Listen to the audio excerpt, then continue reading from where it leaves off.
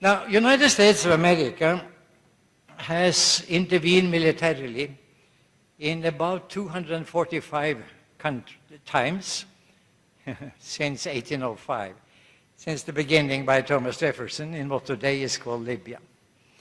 Now, that's a little bit much. They passed the Roman Empire in the beginning of the 1990s, and to pass the Roman Empire was nothing easy.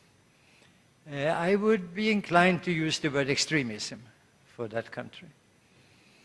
50 cases of trying to get rid of, quite often by murder, a president, the head of a state or head of a government they didn't like.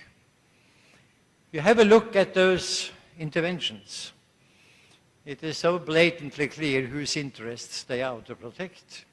I've actually made a list of non-interventions, quite interesting one, of dictatorships who were permitted to continue unabated.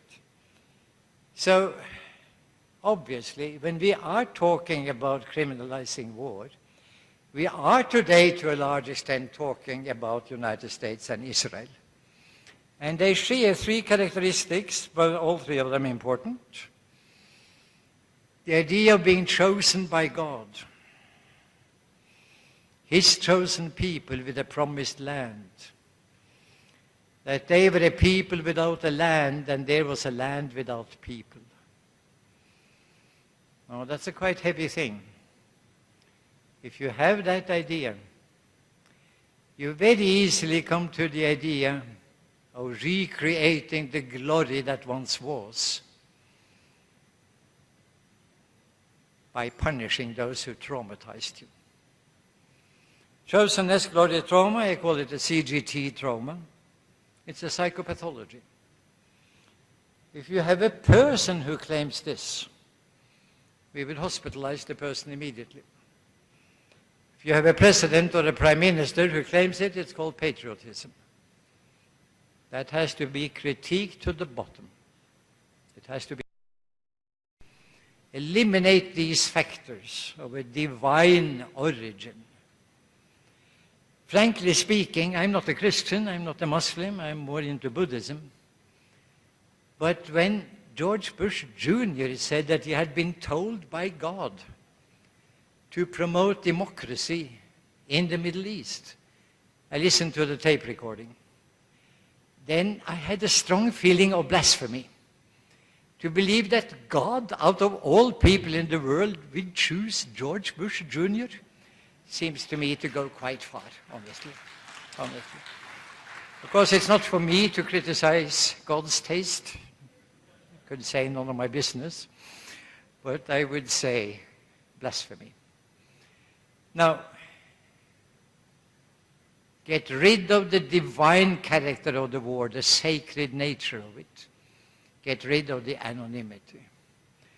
Go in for the positive aspects.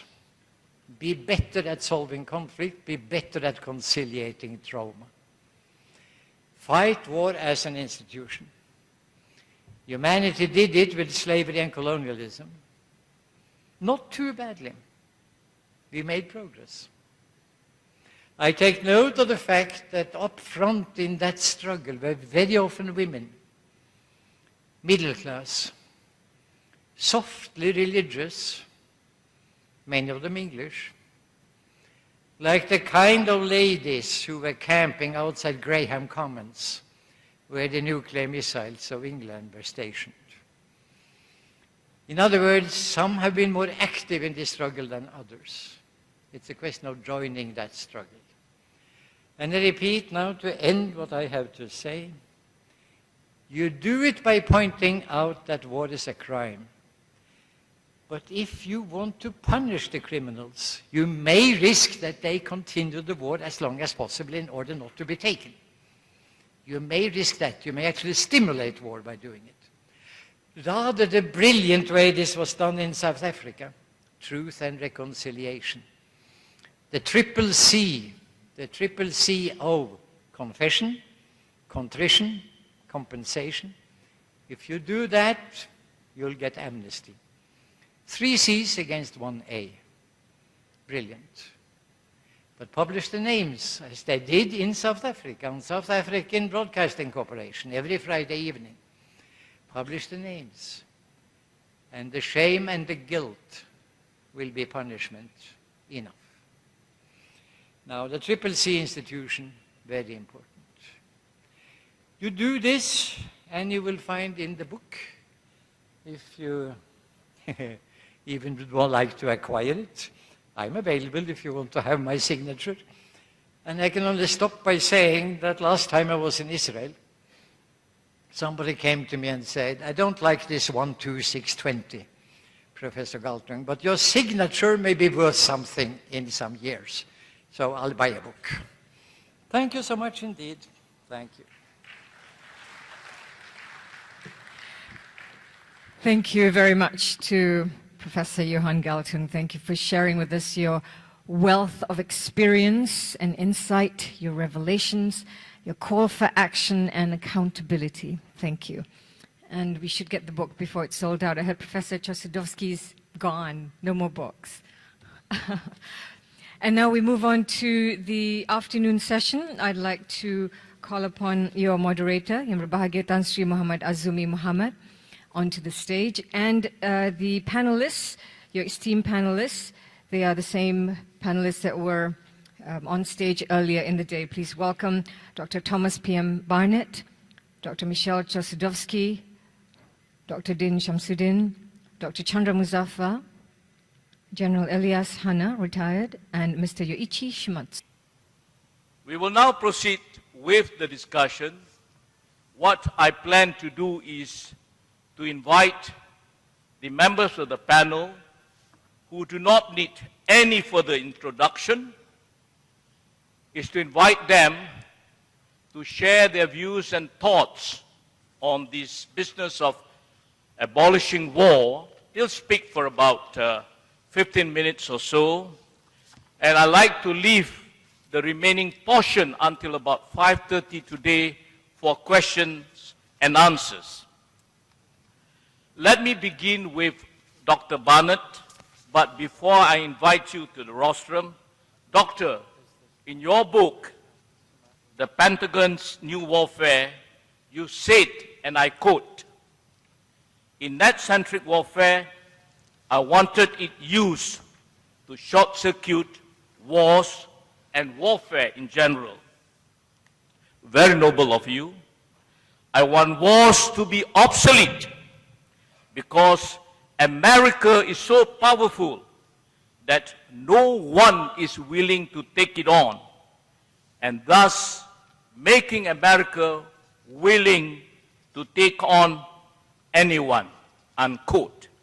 And you further went on to say in one of the pages, and I quote, "I believe the end of war is within our historical grasp, and that I will live to witness the achievement," unquote. This is indeed very comforting coming from you. The question is, now how do you see this fitting into what Professor Johan Galtung's book or his 20 recommendations? Doctor, over to you.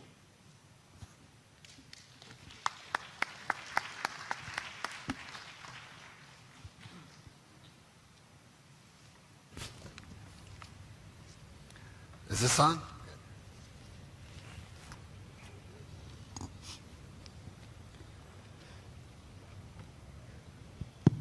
First thing I'd like to say, and really the only thing I'd like to say, is I think we live in a wonderful era. An era that's unprecedented in its peace and prosperity. And I think it's the era that gives rise to books and ideas like abolishing war. So I think it's a wonderful thing that we live in that sort of era. I think that era exists for four primary reasons. I think the careful non-use of nuclear weapons basically killed great power war. At the beginning, they said it couldn't be done. We certainly had some scary moments, like the Cuban Missile Crisis. But the intelligence shown by the U.S. side in creating the concept of mutual assured destruction and selling that notion to the Soviets succeeded in creating this broad understanding that nuclear war could not happen, and that the only reason to have nuclear weapons is to prevent great power war. The success of that model is unprecedented. It's unassailable. There has not been direct great power war since the invention of nuclear weapons. I think the second great thing that's happened is the spread of the international liberal trade order modeled on the U.S. system. The U.S. spent many decades trying to figure out what it was to be a multinational union. It fought its own mini world war in 1860 to 1865 to determine the course of how these states would come together peacefully under conditions of collective security and open borders. As I mentioned in my talk, the United States created the first multinational single currency in 1862. It was created by Abraham Lincoln. The Europeans are to be commended for what they've done since the Second World War. And if they want to believe that they've created multinationalism with the EU, I think that's perfectly fine. I think the third big reason why we live in such a peaceful era is the fact that the United States stepped up and played the benevolent hegemon for the last 7 decades. The first 45 years of which involved standing up to the Soviets. During that time period, the United States made multiple mistakes. And we've heard 2 of them described here today. Chile in 73, Iran in, I think, 56. So the United States was not perfect in its execution of trying to defend the West and spread an international liberal trade order across that time period. But I don't think anybody in this room is going to argue that it would have been better if the Soviet Union had won. I lived in the Soviet Union in the mid-1980s. I think anybody who's gone there since and seen the horrific legacy of environmental damage and the repression that occurred and the mass murdering that occurred, marking Joseph Stalin second only to Mao in terms of killing people in the 20th century. It was a worthy effort. Since the end of the Cold War, we've seen a dramatic drop in conflict around the world. We've seen the United States be involved in all sorts of interventions around the world, reflecting not hegemony, but the global demand for Leviathan. Have we succeeded in every instance? Absolutely not. America has a terrible lack of patience for winning the peace. Terrible lack of patience. But when you add up all the trends I cited in my talk, there's no question the world got dramatically better when the U.S. stepped up and allowed for the complete dissolution of the European model of colonialization. When America took over the system at the beginning of the Cold War, there was really only the Americans and the Soviets. But somehow this system of American hegemony has encouraged the rise of roughly a dozen great powers. So we talk now about the BRICS, Brazil, Russia, India, China, South Africa. We talk about the Mint, Mexico, Indonesia, Nigeria, Turkey. What hegemon encourages the peaceful rise of competing powers? Only one hegemon in human history. I think the fourth key reason why we live in a world where we could talk about abolishing war and have, for all practical purposes, abolished most definitions of war. No great power war in 7 decades. Nuclear war never happened. Biological warfare yet to happen. Chemical warfare been very rare since World War I. Most prominent usage by Saddam Hussein in Iraq against his own people. State-on-state wars almost completely disappeared. Now we are left with civil strife and terrorism. The fourth reason, beyond the careful non-use of nukes, beyond the spread of an international liberal trade order modeled on the United States, beyond the benevolent U.S. role as Leviathan in the system these past 70 years, for which we receive virtually no thanks and mostly a lot of opprobrium and labeling. Fourth reason is the rules. Globalization doesn't come with a ruler. Globalization comes with rules. The United States pioneered the creation of the IMF, the World Bank, the General Agreement on Trade and Tariffs, which became the WTO, where the country most sued since that court was created is the United States. And the country that has lost more suits than anybody else in the world in the WTO court has been the United States. So time and time again, the United States has gone out of its way to create rules that penalize itself more than the rest of the planet. So what do we end up with after all that effort? Gratitude in some places, a lot of conspiracy thinking in the rest. I will admit, I was very disappointed to hear the conversations, the presentations this morning. I'm very disappointed in the tone of this book when it romanticizes terrorism. I find that morally reprehensible. What we end up with at the end of the U.S. hegemonic period are the best problems we've ever had in this world. We got people joining the middle class at 70 million persons a year. We have a global middle class, 60% of the world's population, for the first time in history. That's the primary achievement of the American-led globalization system, the creation of a global middle class. Europe got a middle class at the beginning of the 20th century and developed fascism and communism to deal with it, and spent 5 decades killing themselves at unprecedented numbers. What we have the opportunity to achieve with the global middle class today is finally the feminization of politics, finally the equal rights for women around the world. There are traditional cultures spread around this planet that find the elevation of women to equality reprehensible, anathema. Radical Islamic fundamentalism does not accept the notion of gender equality. And one of the most subversive things the United States has ever done is to spread those global networks. Because those global networks don't care if you're a male or a female. So by definition, in a world dominated by males, it empowers women more than men. And that, quite frankly, is why radical Islamists and the fundamentalists from that crowd detest and fear and are willing to do anything to stop the spread of so-called Western values. I'll leave it at that.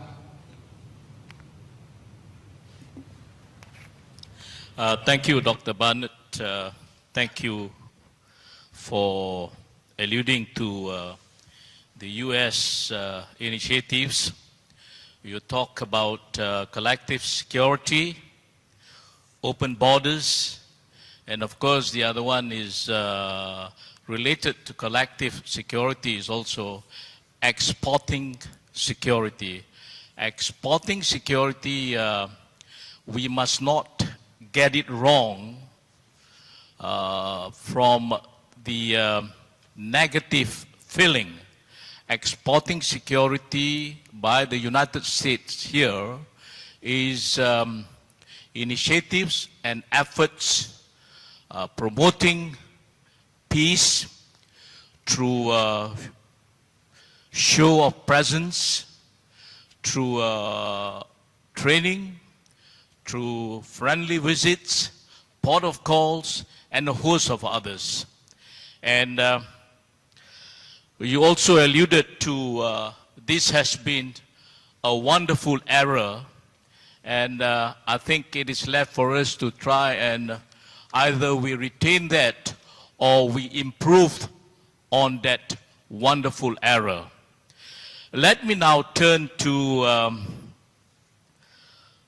Dr. Michael Shilsodowski, now doctor in Professor Galtung's books on the 20 recommendations.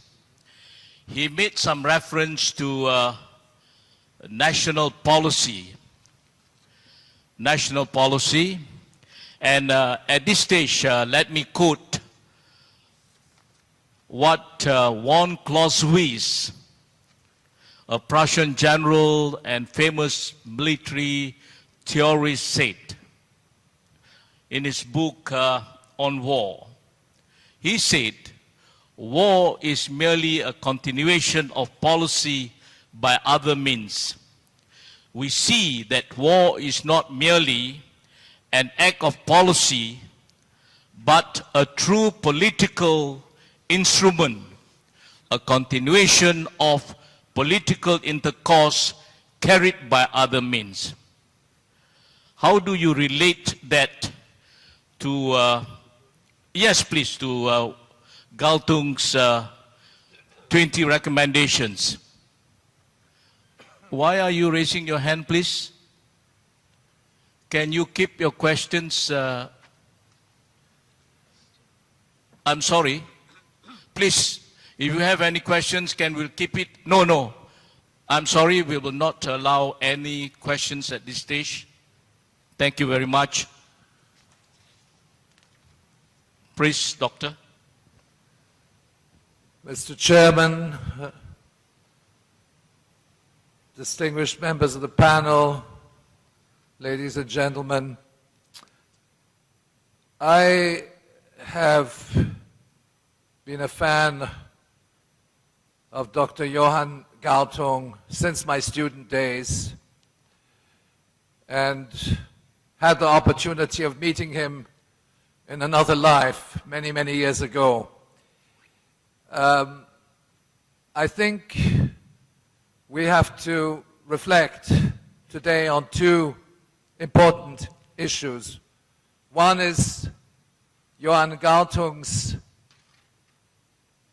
analysis and understanding of conflict resolution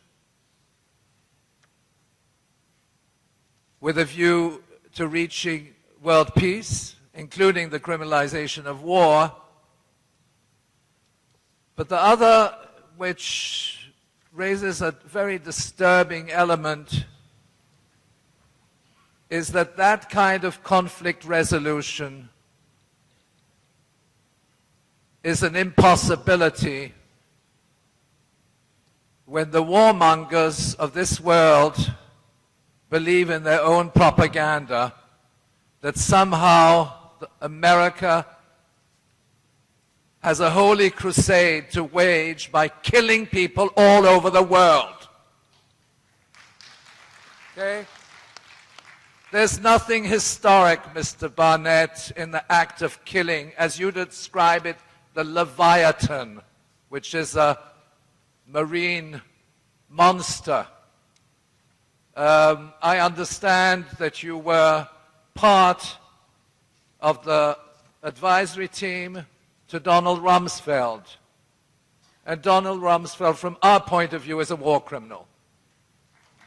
It's a judgment of the War Crimes Tribunal. Mr. Barnett, you are a visible minority in this venue, and I think we would have appreciated some dialogue and understanding, and perhaps that you would recognize that your government, certainly in the post-war years, since the Truman administration, with the Truman Doctrine of George Kennan, the bombing of Hiroshima, the Korean War, and I quote, Curtis LeMay stated at the time, we must have killed some 20% of the North Korean population and destroyed every single city. Yes, they did.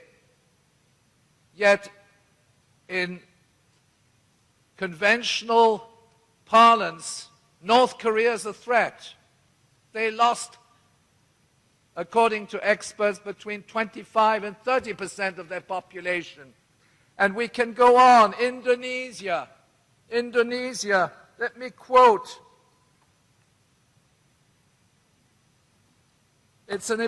Indonesia, how many people did you kill in Indonesia there on blacklists, okay?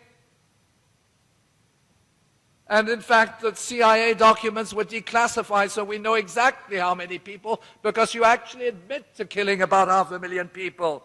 And then you have also, I mean, the whole series of wars in which the United States has participated, which has resulted in millions and millions of casualties. And I would expect that somebody who's an advisor to the Pentagon and who is open to conflict resolution would at least acknowledge the atrocities committed by the United States as well as its allies in various conflicts around the world. The US-sponsored killings in Indonesia, and I quote,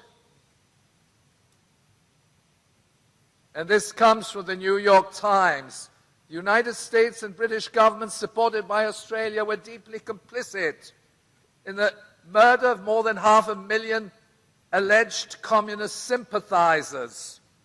And then renowned New York Times columnist James Reston celebrated, quote, a glee of light in Asia and wrote a kid-glove version he had clearly been given. The Australian Prime Minister Harold Holt, who was visiting the US, offered a striking example of his sense of humor. With 500,000 to 1 million communist sympathizers knocked off, he said, I think it's safe to assume a reorientation has taken place. Is that what you want? Just kill people and then we go the American way? Well, Mr. Thomas, Doctor, the United States is in a crisis. Health coverage has collapsed, even under Obamacare, which is fake. People are impoverished. This is fairly well documented. Extrajudicial killings are legal. Civil rights are in a sham.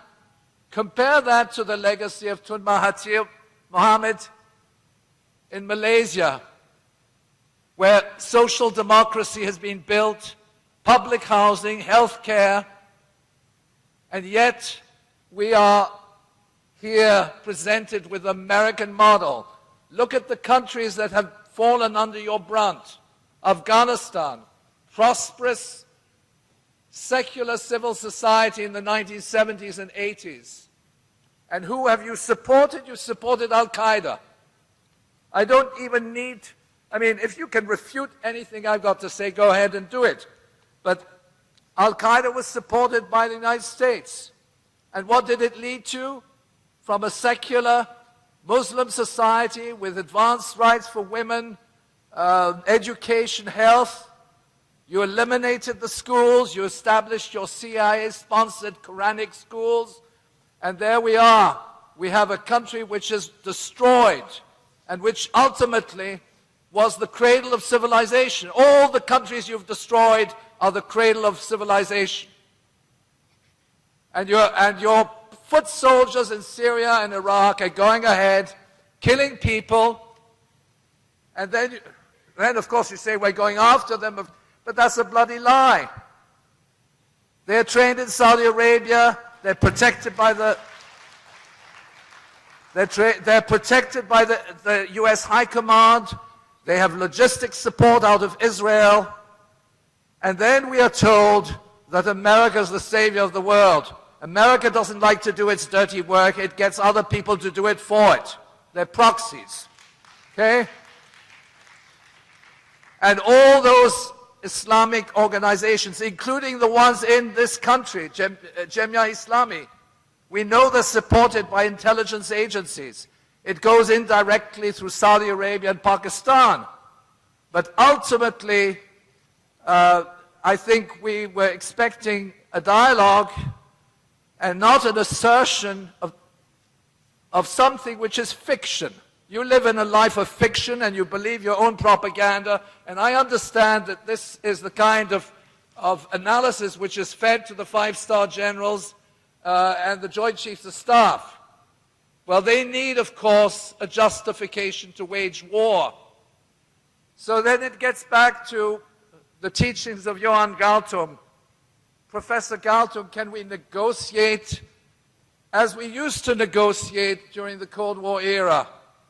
Can we negotiate under conditions where international diplomacy has collapsed, where the United States is supporting a neo-Nazi regime in Ukraine, documented, okay, with the insignia? They're going in, they're training them, and where they're accusing Russia of intervening and imposing sanctions on whoever refuses their dictates. I think what we are dealing with is the United States is both an imperial power, but it's also a failed nation.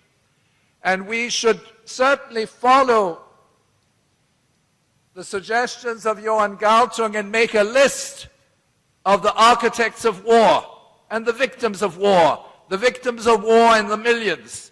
The architects of war, I think we can count them.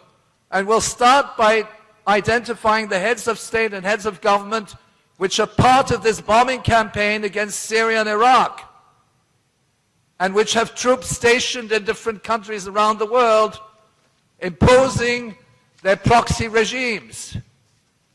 That is the message that I'd like us to debate. And with all due respect,